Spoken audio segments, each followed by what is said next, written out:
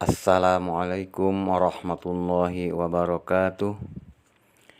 Bismillah, alhamdulillah, assalatu wassalamu ala rasulillah wa ala alihi wa ashabihi wa mawalah. Amma ba'du. Sahabat beriman yang berbahagia, sebagaimana telah dijelaskan pada video sebelumnya, bahwa bahagia itu adalah suatu perasaan lapang di dalam hati, sehingga menimbulkan rasa nikmat dan tenang. Jadi yang namanya bahagia itu adanya di dalam hati, tidak bisa dilihat oleh orang lain. Walaupun pada akhirnya bisa nampak dan kelihatan oleh orang lain melalui tanda-tandanya atau efek dari bahagia itu sendiri, seperti raut muka yang ceria atau hidupnya yang nampak bergairah dan lain sebagainya. Nah, berhubung bahagia itu adanya di dalam hati, maka bahagia itu tidak bisa direkayasa atau disetting. Walaupun mungkin ada yang bisa menampakkan wajahnya seperti orang yang senang dan bahagia, padahal di dalam hatinya pusing 7 keliling. Nah, hal seperti itu adalah pura-pura bahagia. Artinya bukan bahagia yang sebenarnya. Sahabat beriman yang berbahagia, di dalam video kunci bahagia dunia akhirat bagian ketiga ini, saya akan mengupas sebuah kalimat thayyibah, yaitu la haula wala quwwata illa billahil aliyil azim.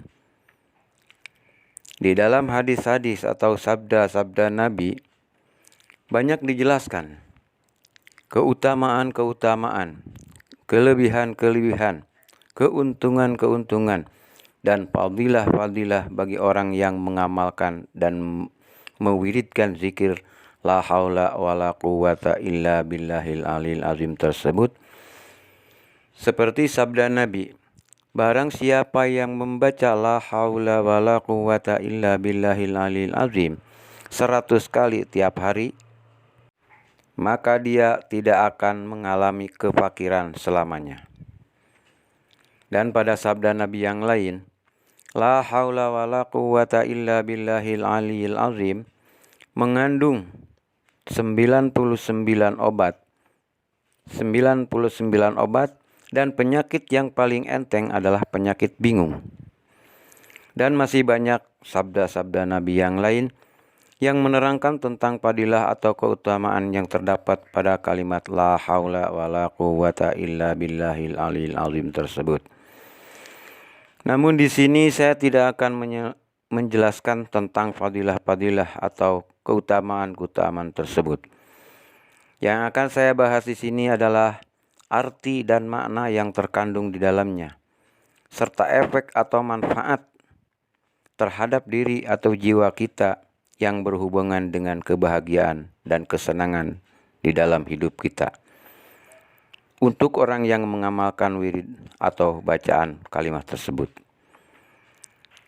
Adapun arti secara lafziyah atau secara lafaz bahasa Arab, la haula wala quwwata illa billahil aliyil azim, ialah tidak ada daya upaya dan tidak ada kekuatan kecuali atas pertolongan Allah yang Maha Agung, yang Maha Tinggi dan yang Maha Agung. Dan para ulama menafsirkan kalimat tersebut dengan tafsiran bahwa tidak ada daya upaya untuk melaksanakan taat dan tidak ada kekuatan untuk menghindari maksiat kecuali atas pertolongan Allah. Nah, dari terjemahan ini jelas bahwa ucapan la haula wala quwwata illa billahil aliyil azim adalah merupakan pernyataan bahwa kita tidak punya kemampuan apa-apa kalau tidak ada kudrah dan iradah Allah. Kita tidak punya kemampuan apa-apa kalau tidak dengan kekuasaan dan kehendak Allah.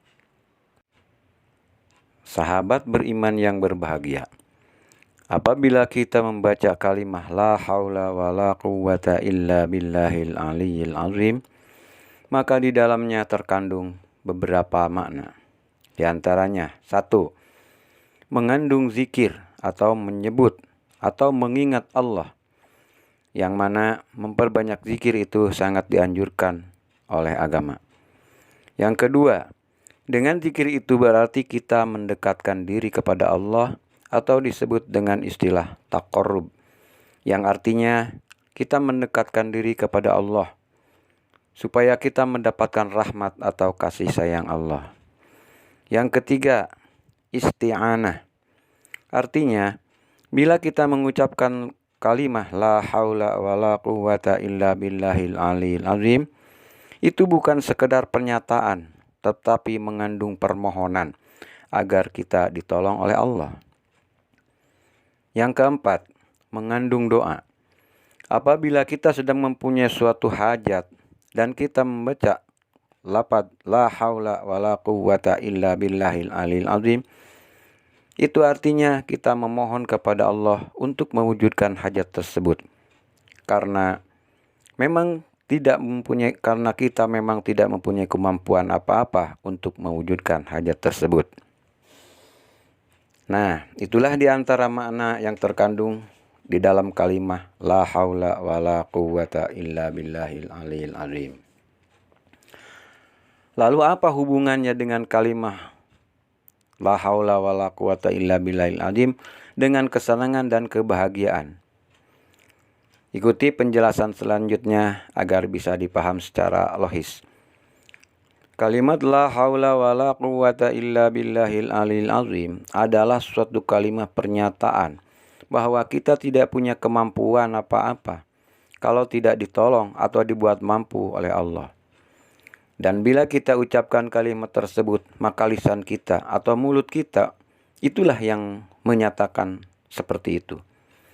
Nah, ini yang jadi masalah.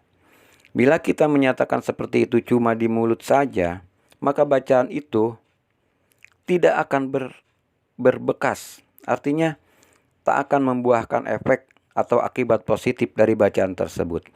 Walaupun dari segi pahala itu bisa didapat, asalkan membacanya dengan ikhlas dan diniatkan berzikir kepada Allah. Karena membaca zikir itu merupakan suatu ibadah juga. Dan apabila pernyataan seperti itu sampai ke hati, artinya kita benar-benar menyatakannya itu sampai ke hati, maka Allah akan memperhatikan apa yang ada di dalam hati kita. Dan hal seperti itu merupakan bukti bahwa kita betul-betul menyerahkannya kepada Allah. Sehingga Allah akan menerima pernyataan kita itu, dan nantinya Allah lah yang akan mengurusnya.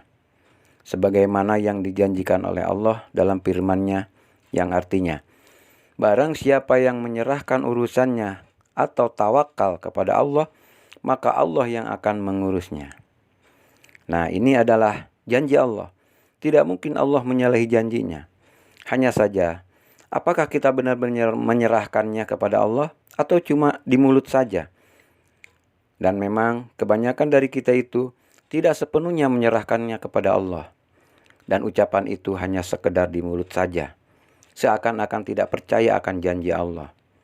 Kenyataannya, kebanyakan dari kita hanya bersandar atau mengandalkan kemampuannya dan merasa percaya diri bahwa sebab atau jalan yang dilakukannya akan membuahkan hasil yang diinginkannya. Tetapi tanpa menyertakan kudrat dan iradat Allah, tanpa menyertakan kuasa dan kehendak Allah. Padahal sebenarnya kita tidak punya kemampuan apa-apa.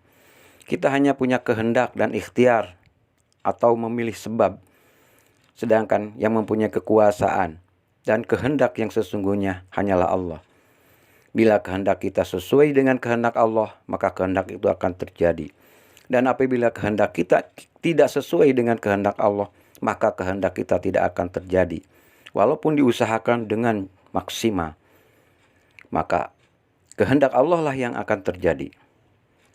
Dan perlu diketahui juga bahwa apabila kita mengandalkan kemampuan kita dan tidak menyertakan kuasa dan kehendak Allah, maka Allah sangatlah murka. Karena seolah-olah kuasa dan kehendak Allah itu ditiadakan.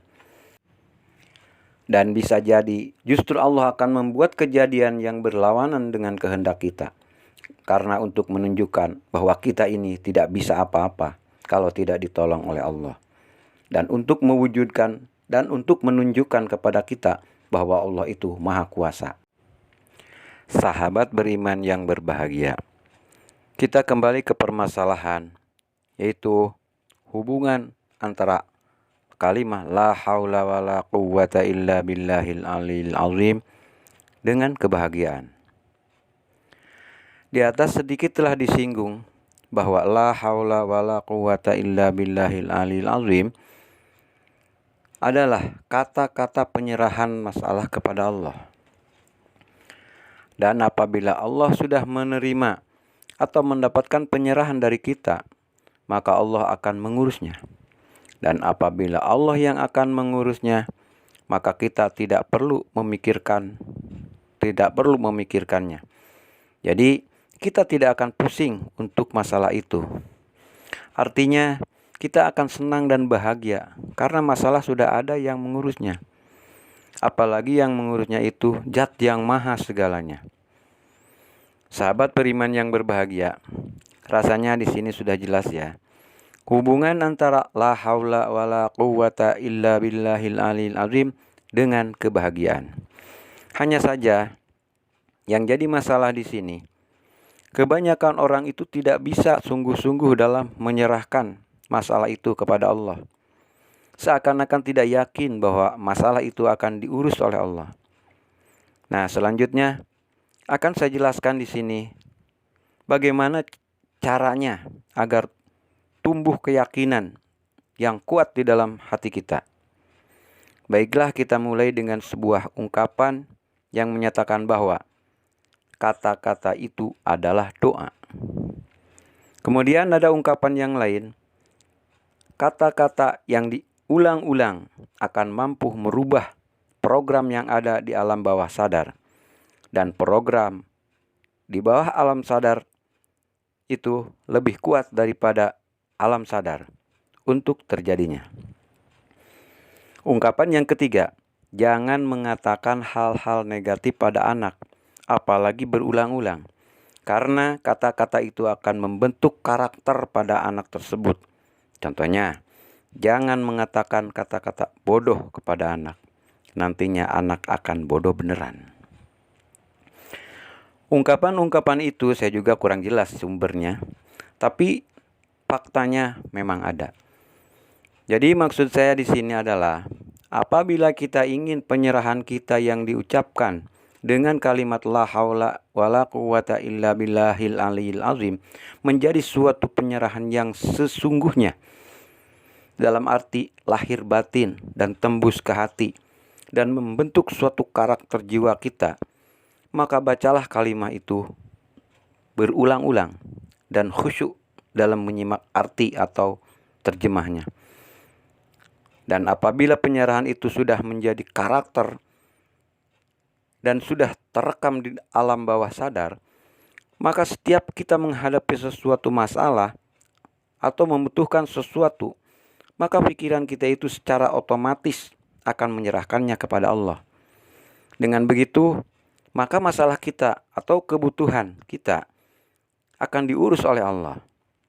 Dan kita akan ringan dan lepas dari beban masalah atau kebutuhan tersebut. Dan untuk menjadikan kalimah la haula wala quwwata illa billahil aliyil azim tersebut meresap di dalam hati dan menjadi karakter jiwa kita, maka Rasulullah SAW menganjurkan untuk membacanya sebanyak 100 kali tiap hari. Dan dengan khusyuk dan hadir hati, dan dibaca secara rutin tiap hari atau tiap malam. Sahabat beriman yang berbahagia, itulah penjelasan yang dapat saya sampaikan mengenai kalimah la haula wala quwwata illa billahil aliyil azim yang berhubungan dengan kesenangan dan kebahagiaan.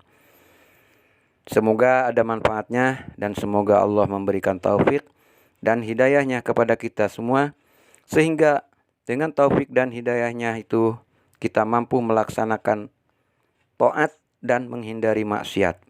Amin ya rabbal alamin. Dan saya mohon maaf atas segala khilaf dan kekurangan pada video ini. Dan tak lupa saya ucapkan banyak terima kasih kepada sahabat semua yang sudah menekan tombol like dan subscribe-nya dan mampir di channel ini. Sampai jumpa di video berikutnya. Wassalamualaikum warahmatullahi wabarakatuh.